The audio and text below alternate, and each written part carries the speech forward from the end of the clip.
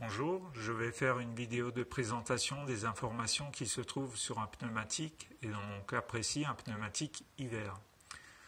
Donc comment reconnaît-on un pneumatique hiver d'un pneumatique été? Le pneumatique hiver comporte les mentions M plus S. Et à droite, vous avez un symbole qui représente une montagne avec au milieu un flocon de neige. Ces deux symboles sont la preuve que nous sommes en présence d'un pneumatique hiver. M plus S vient de l'anglais mud plus snow. Mud veut dire boue, snow veut dire neige. Donc ce pneumatique est capable de rouler sur un terrain boueux et un terrain enneigé. On va maintenant parler des caractéristiques de dimension qui sont exprimées ici. 215, 65, R16. Alors 215 exprimé en millimètres, il s'agit de la largeur du pneumatique.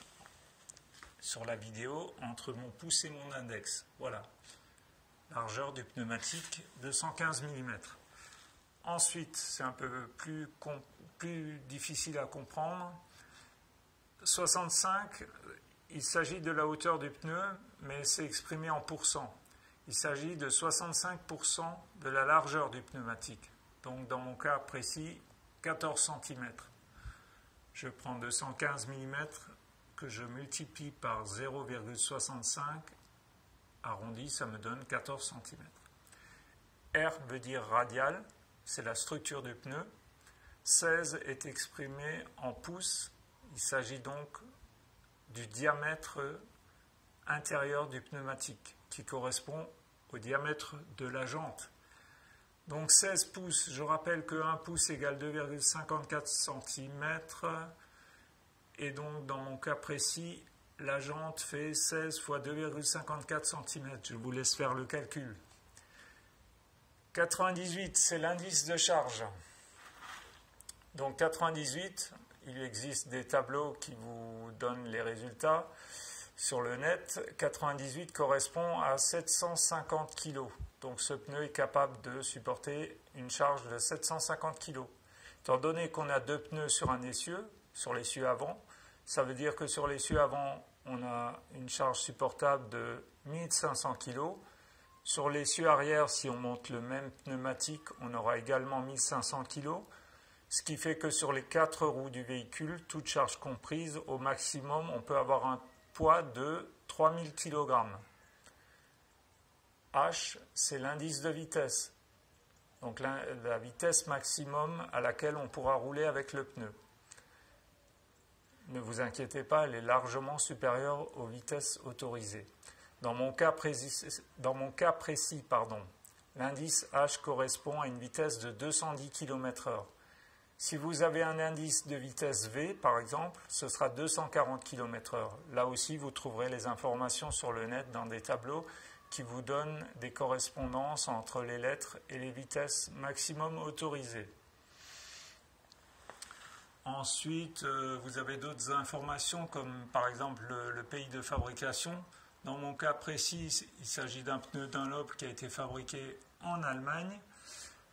Vous pouvez avoir une autre information qui est intéressante à visualiser, c'est la date de fabrication du pneu.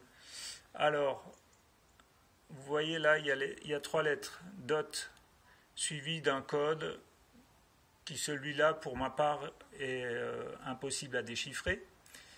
Par contre, ce qui m'intéresse, c'est ça. Et ça, vous le trouvez sur l'un des deux flancs. Donc si vous ne le trouvez pas sur cette face-là, il faut regarder de l'autre côté. Il est exprimé en années-semaines. Donc dans mon cas précis, je ne sais pas si vous voyez, bon, la roue est à l'envers là, enfin les chiffres sont à l'envers. Donc vous avez 37-12. Ça veut dire que ce pneu a été fabriqué dans la semaine 37 de l'année 2012.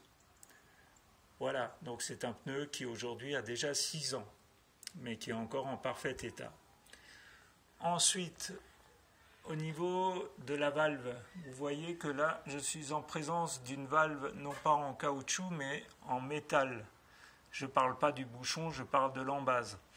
Alors ça veut dire que nous sommes en présence d'une valve qui permet de détecter une baisse de pression dans le pneumatique si votre véhicule est équipé du système de détection de la pression dans les pneumatiques. En l'occurrence, des véhicules relativement récents, je dirais moins de 5 ans. Voilà. Ensuite, j'ai une autre information qui est intéressante dans mon cas, c'est le sens de rotation. Donc attention à bien respecter lors du montage la flèche qui indique le sens de rotation. Donc quand on roule vers l'avant, bien sûr. Donc il faudra monter par exemple cette roue du côté droit et non pas du côté gauche, sinon c'est inversé. Voilà, je crois que j'ai fait le tour de toutes les informations qui me paraissaient importantes.